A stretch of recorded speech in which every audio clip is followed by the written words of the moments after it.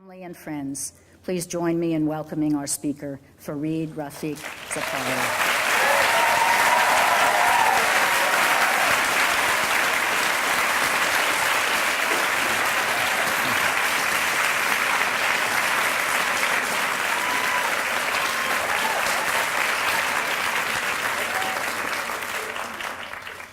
Shortly after he became president, John F. Kennedy took a trip to Europe.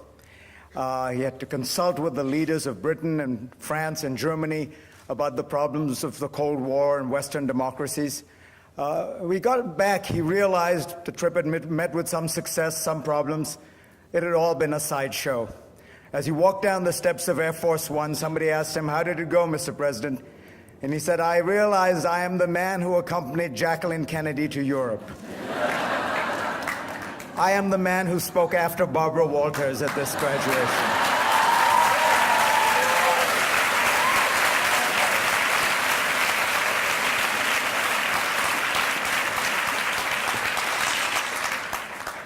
President Lawrence, Chairman of the Board, John Hill, trustees, parents, members of the faculty, and of course, the reason we are all here, graduating seniors. Thank you for inviting me. Thank you for inviting me to be part of this wonderful tradition. This is one of the great moments in American life, and it is such a pleasure for me to be able to share it with you. This is actually my second Sarah Lawrence graduation. My first was in 2010, when my wife Paula got her master's in fine arts and creative writing. And I know from her absolutely glowing accounts, day after day, what a special and indeed unique place Sarah Lawrence is. Unfortunately, attending that graduation has not made my life today any easier, because the commencement speaker that day, this is 2010, was Juliana Margulies, who gave a beautiful, moving speech in which she explained that she turned down a $27 million TV contract to follow her muse and do off-Broadway shows in New York.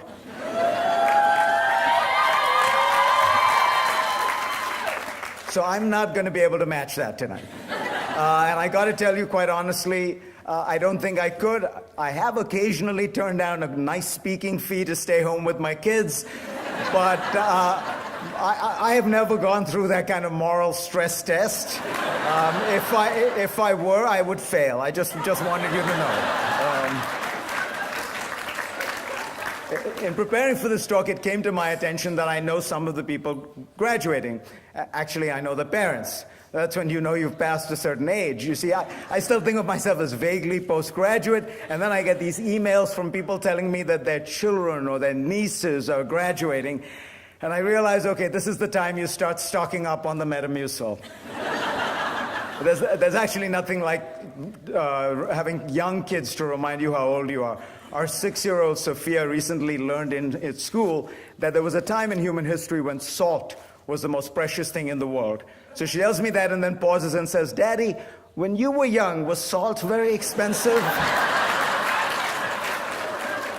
Anyway, once I got over the fact that I was a generation removed from the graduates, I was delighted to learn that there is a celebrity amongst you, a quiet celebrity of sorts who hasn't gotten the attention she deserves.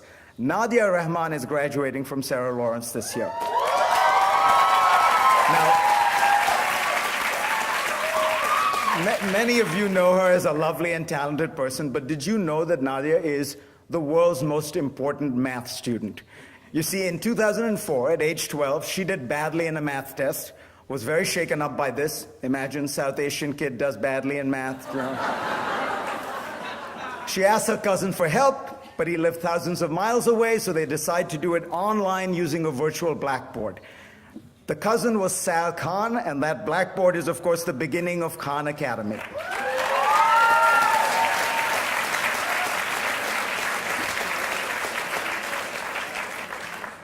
Christopher Marlowe wrote of Helen of Troy, "Was this the face that launched 1,000 ships?" Well, Nadia, you are the student who has launched 300 million lessons. So from everyone out there who's ever used Khan Academy, thank you.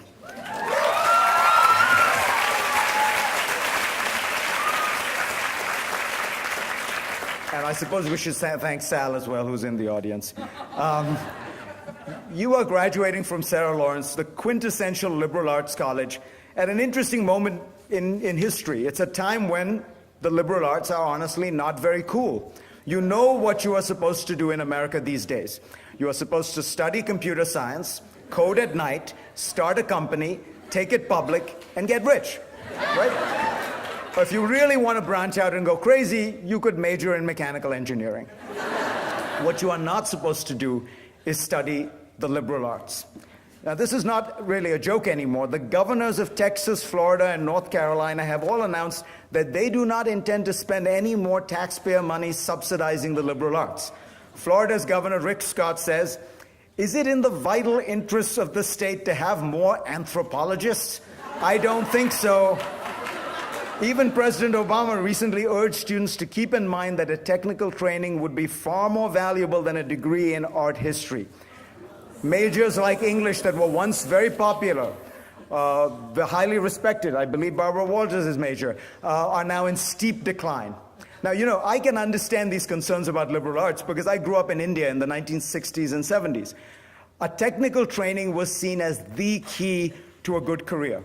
People who studied the liberal arts were either weird or dumb, or sadly they were women, because in those days the humanities were considered an appropriate training for an aspiring housewife, but not for a budding professional.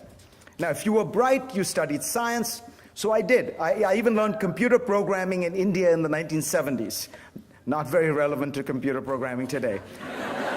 When I came to the United States for college, I brought with me this mindset. In my first year at Yale, I took a bunch of science and math courses, but I also took one course in the history of the Cold War.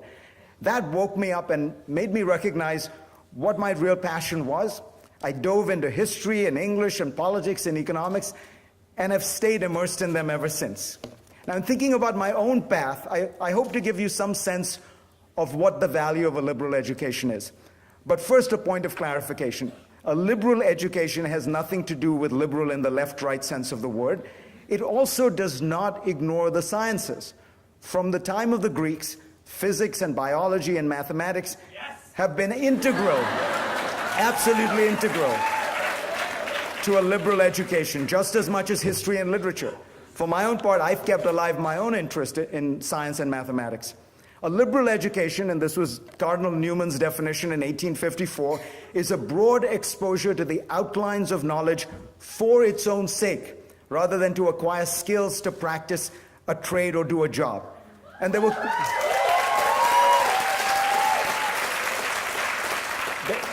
critics even then. Cardinal Newman says, people ask, to what does it lead? Where does it end? How does it profit? Or I remember the president of Yale when I was there, the late, great Bart Jamadi, asked in one of his beautiful lectures, what is the earthly use of a liberal education? Well, I could point out that a degree in art history or anthropology often requires the serious study of several languages and cultures, an ability to work in foreign countries, an eye for aesthetics, and a commitment to hard work, all of which might be useful in any number of professions in today's globalized world. I might also point out to Governor Scott that it could be in the vital interests of his state in particular to have on hand a few anthropologists to tell Floridians a few things about the other 99.5% of humanity and how they live.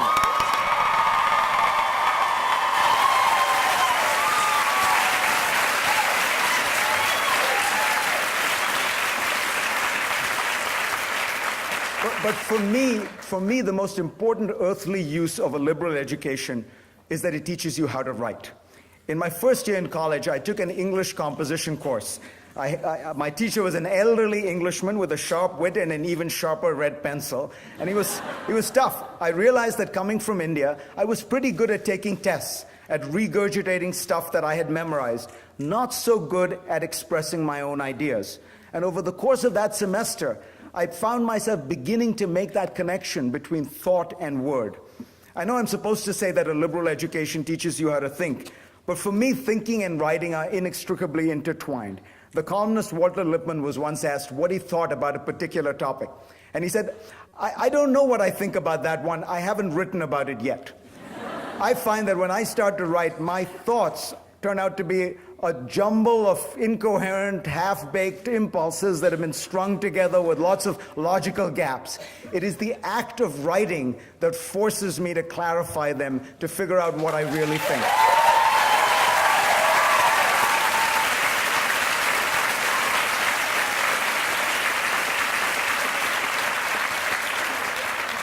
And if you think this has no earthly use, just ask Jeff Bezos, the founder of Amazon.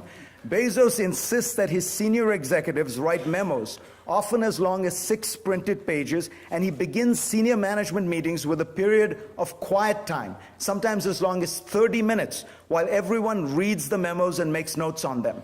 Whatever you do in life, the ability to write clearly, cleanly, and I would add quickly, will prove to be an invaluable skill. And in many ways, that is the central teaching of a liberal education. The second great advantage of a liberal education is that it teaches you how to speak and speak your mind. Again, a big contrast between school in India and college in America was that I realized an important part of my grade was talking.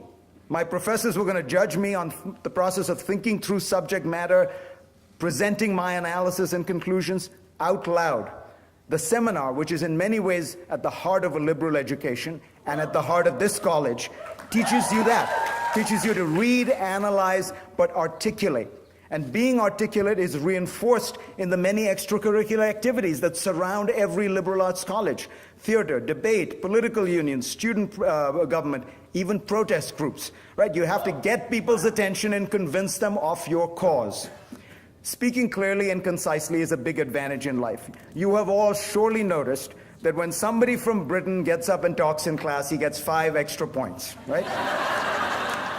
In fact, British education and British life have long emphasized and taught public speaking through a grand tradition of poetry recitals, elocution, debate, declamation.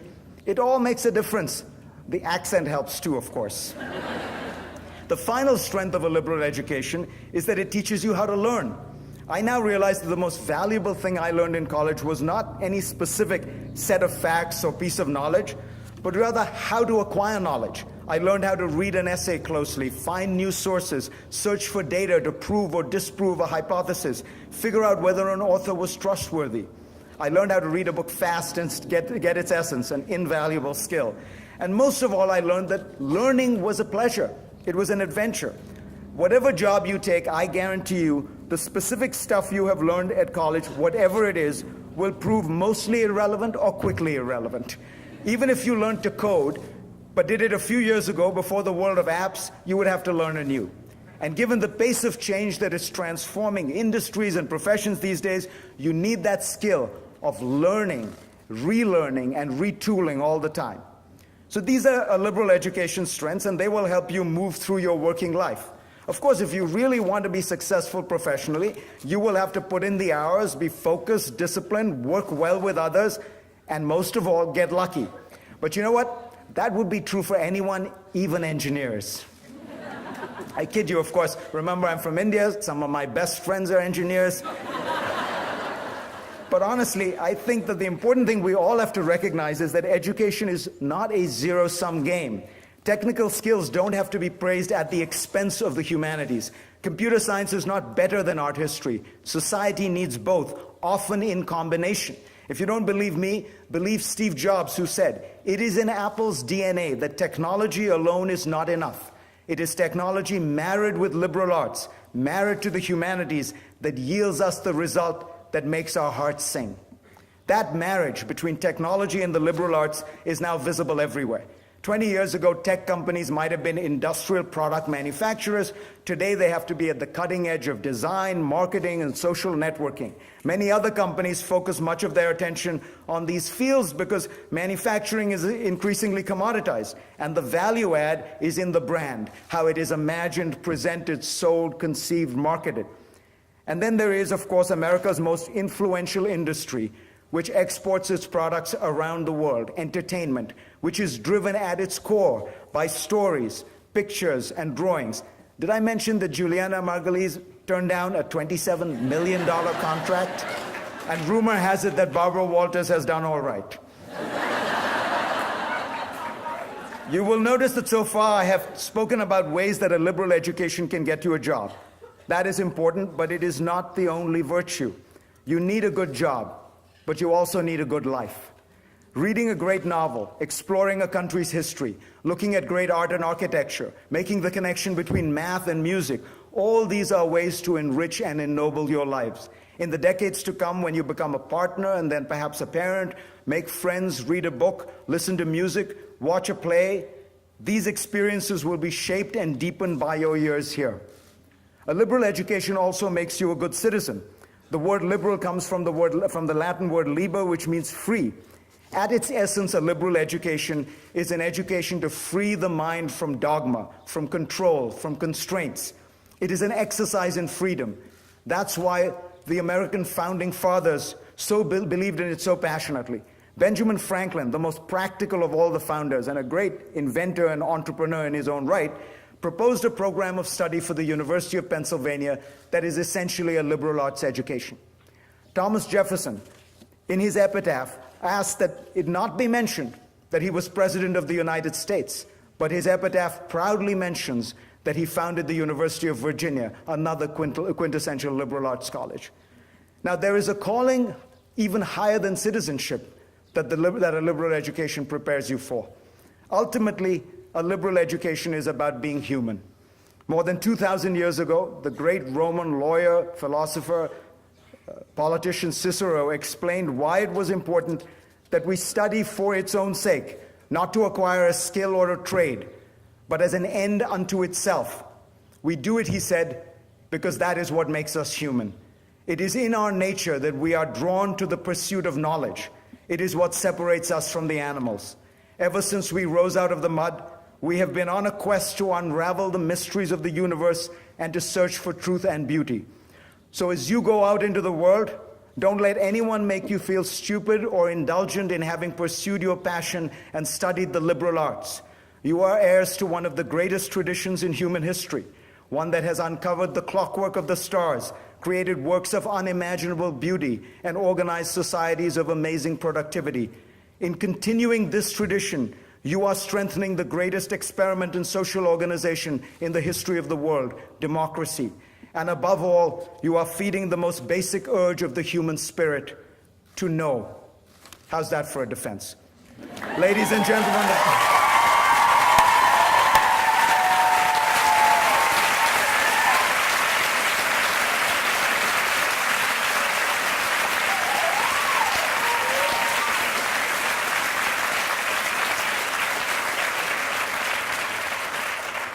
ladies and gentlemen of the class of 2014, congratulations and Godspeed.